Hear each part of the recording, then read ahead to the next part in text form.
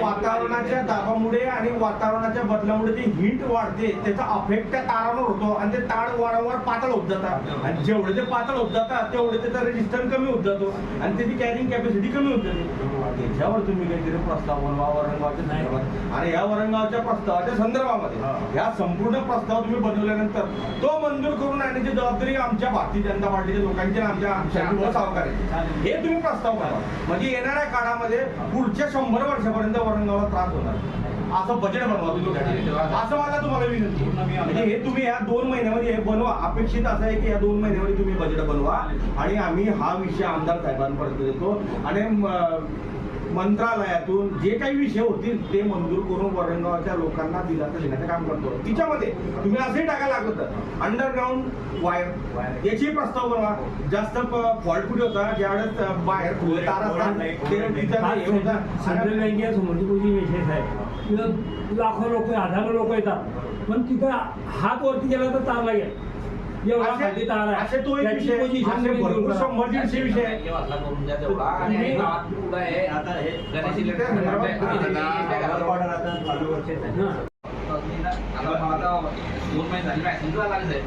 नाही आता मी त्या दिवशी पहिल्या दिवशी भरला डाटा सिस्टीम मध्ये, दुसऱ्या दिवशी भरला पण दुसऱ्या दिवशी लोकांना मेसेज डिलिव्हर नाही झाले कारण मी याच्यामध्ये फीड केलाय की 4 महिने बंद. एकच विषय बंद सांगा पाहिजे. मी पण इंजिनियर आहे, तुम्ही पण इंजिनियर आहे. विथ रिस्पेक्ट टू इंजिनिअरिंग बरोबर टेक्निकल मागे बोलू. तुमचं काय माहिती का, जे सिमकडून जाईल कस्टमरला मिळते तर ती कस्टमर सॅटिस्फॅक्शन म्हणून सर आजपर्यंत मिळालेली नाही. एक विषय तो. त्यानंतर तुम्ही MSCBची जी लाईन आहे, एक थेंब पाण्याचा जरी पडला त्याच्यावर तर लाईन त्यानंतर पाला पाचोळा लागला लाईन डिस्टर्ब होऊन जाते. थोडासा वारा जरी उभा आला तर लाईन डिस्टर्ब होऊन जाते. त्यानंतर तुमचे जे कॅपॅसिटर आपलं ते ट्रान्सफॉर्मर बसवलेले आहे ते ट्रान्सफॉर्मर माझ्या मते मी जे शिवाजीनगरचा ट्रान्सफॉर्मर बघितला तो ट्रान्सफॉर्मर एकदम क्लास पद्धतीचा ट्रान्सफॉर्मर आहे. ठेकेदारांनी तिच्यामध्ये मशिनरी एकदम चुकीच्या पद्धतीने वापरलेली आहे. जे ट्रिपिंग पॉईंट राहता MSCB सारख्याच्या MCB सारख्याच्या घरातून लावता ते ट्रिपिंग पॉईंट बी एवढे आहे की जरासा मायनर फॉल्ट झाला म्हणजे ते ट्रिप होऊन जातात. तर तुमच्या वायरमॅनने काय केलं की तो डायरेक्ट तो सर्किटच काढून फेकला आणि डायरेक्ट त्या ठिकाणी त्याला वायर लावून दिली. म्हणजे अशी परिस्थिती MSCBची आहे. तर तुम्ही आता हा बी तुमच्या लेवलचा काही विषय नाही, माझ्या लेवलचा काही विषय नाही. या संदर्भामध्ये माझी MSCBला आणि तुमच्या वरिष्ठांना एकच विनंती आहे की तुम्ही जे इन्फ्रास्ट्रक्चर आहे तुमचं ते अगोदर मजबूत करा.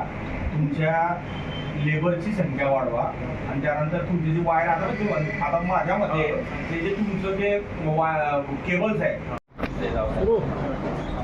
एक मिनिट आज वरणगाव MSCB ऑफिस DY साहेब यांच्या कार्यालयात आले असता कुंभारे साहेब या ठिकाणी या सर्व समस्याच्या बाबत त्यांनी तोडगा या MSCBने काढलेला आहे आणि येणाऱ्या काळामध्ये वरणगावकरांना या संदर्भातला दिलासा मिळणार आहे. या संदर्भात तांत्रिक बाबतीतला काय तोडगा काढलेला आहे हे आदरणीय कुंभारे साहेब या ठिकाणी त्यांच्या माध्यमातून सांगत आहे. मागील 8 दिवसापासून जो आपल्या वरणगावकरांना त्रास होत होता त्याबद्दल आज आपले भाजपचे कार्यकर्ते आज नगरसेवक आपल्या उपविभागीय कार्यालयात आले असता आपण त्यांची अडचण लक्षात घेऊन त्या ओव्हरलोडवर जो होणारा त्रास होता त्याच्याबद्दल आपण पूर्ण पेट्रोलिंग केली. आपण 2 दिवस ट्री कटिंग वगैरे केली. सुरुवातीला 2 दिवस लाईन बंद घेऊन आणि त्यानंतर हा जो रात्रीचा जो आपला जंप वगैरे तुटण्याचा प्रकार आहे याच्यावर आपण तोडगा हा काढला आहे की आपण आपल्याला बाजूला असलेलं सबस्टॅन्ड जे आहे सर्वे त्याच्यावरून जर आपल्याला जोडता आलं तर आम्ही आज ते केबल टाकलेली आहे. ते जर केबल ओके जर म्हणजे ओकेच आहे ते केबल त्या चेक करून आपण त्याच्यावर 10-20 डिप्याचा लोड तिकडे टाकला तर आपला हा होणारा लोडचा प्रॉब्लेम हा आज किंवा उद्या 2 दिवसात आपण सॉल्व्ह करून देऊ ही मी अपेक्षा करतो. आणि अशा रीतीने धन्यवाद साहेब. धन्यवाद. धन्यवाद. चला बघतो मी ते.